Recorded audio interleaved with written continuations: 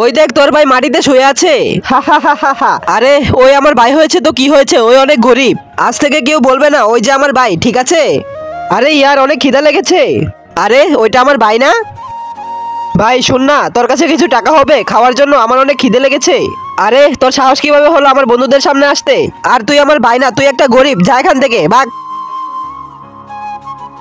তারপরে কি হলো সেটা দেখার আগে তুমি যদি মহান আল্লাহর নাম লেখা সুন্দর ছবিটাকে ভালোবাসো তাহলে ভিডিওটিতে লাইক করে চ্যানেলটি সাবস্ক্রাইব করে দিবে, আর অবশ্যই আল্লাহর সুন্দর নামটি কমেন্টে লিখে যাবে। আর যদি না করো তাহলে আমি বুঝে নেব তুমি মহান আল্লাহকে একটুও ভালোবাসো না। আরে বাইকে পেট্রোল শেষ হয়ে গেছে, আমার এখন আর্জেন্ট এক জায়গায় যেতে হবে। এখন তো আমার হেঁটে যেতে হবে। আরে ভাই দেখ, আমি কষ্ট করে একটা কেটিএম বাইক কিনে ফেলেছি। আরে ভাই ওইসব ছাড়, আমাকে আর্জেন্ট যেতে হবে, তোর বাইকটা একটু দে। ঠিক আছে ভাই, নিয়ে যা।